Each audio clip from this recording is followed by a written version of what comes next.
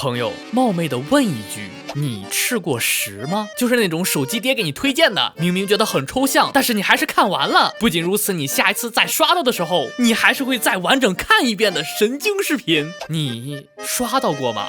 我刷到过，我还天天刷。那种视频就是你第一次看觉得抽象，第二次看觉得抽象，第三次看还是觉得抽象，但是看得多了，就会慢慢觉得这些视频真好看。今天咱们就来做一期星铁抽象视频推荐，我把我珍藏的抽象视频分享给大家，知识理应共享，任何人都有吃屎的权利。来吧，让我们开始第一道佳肴分享。私人音效，大家平时应该刷到过吧？例如最经典的这种声音就是不听难受一天，听了一天难受。我就不知道这种声音为什么能一直戳中我的笑点。那么咱们第一个端上来的佳肴就是林峰夏老师做的，丹恒老师你别笑了，哈哈哈哈哈。不过这个视频里丹恒并没有笑，这个视频就是私人音效和游戏画面相结合，结合不是重点，重点是音效和动作竟然能对得上。来给大家欣赏一小段。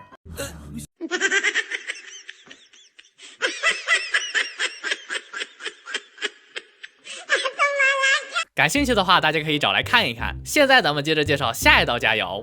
说是佳肴，这次咱们还真的是介绍佳肴。人的XP 是多种多样的，其中不乏有一类人的爱好是酒，比如明日方舟有脚臭吧。我还刷到过某学校男生请求女同学把面包放在鞋子里给他吃，还真有个女生照做了，并且拍了段视频。虽然这个面包我没吃到，很可惜吧，但是说明有一部分人对于脚部还是情有独钟的。星铁里有一个角色花火，例会中的他就不好好穿鞋子，于是就有一位天才博主灵光一现，通过高技术力做出了一个抽象视频。接下来介绍的这个视频大家可能刷到过，不过肯定有没刷到过的朋友。西叶谢老师做了一段花火牌饭盒的动画，这个饭盒就是花火的鞋子。妈呀，不仅有沥水孔，还他妈内置餐具。我看大家纷纷评论说炫我嘴里，你们是真的饿了呀。就这种东西建议量产。最后一个是重量级中的重量级，我愿评价为抽象博主中的抽象博主。这位博主叫做花伞哥哥，在写这一段稿子的时候，我甚至都无从下手。原谅我贫瘠的词汇量无法形容这位博主。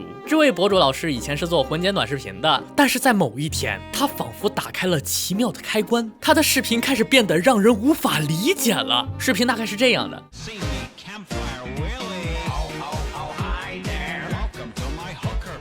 而像这样的视频，他做了一堆。我在网上冲浪了这么多年，什么屎没吃过，饶是尝过百草的我，第一次刷到这位博主老师的视频，我甚至都没勇气把它看完。哪怕到现在，这种超前的艺术形式我都无法接受。在我眼中，这些视频就像是三体人眼中的逻辑，像是看到了霍金和老大在球场上相互肘击，像是看到了丁真参加高考考了全国第一。每一次看完这位博主老师的视频，我都会深思，所以究竟是我疯了，还是这个世界疯了？好了，今天就先给大家分享这么多，大家有兴趣的话可以看一下原视频，假如大家喜欢的话，我会接着给大家分享类似的抽象视频的。好的，那么本期视频就到此结束啦，点个3连点关注，让我们下期再见，拜拜拜。